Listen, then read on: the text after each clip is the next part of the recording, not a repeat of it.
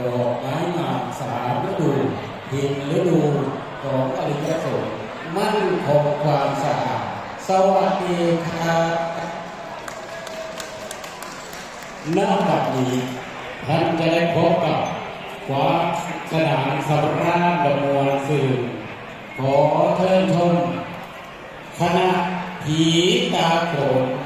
พึ่งนอกจากด้านซ้ายมาวันที่28-29สุขแต่ยังบอกให้ใครสักขับเลย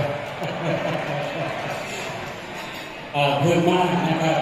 แต่ณวันนี้ขอท่านเชิญชมความงามความเป็นเอกลักษณ์ความเป็น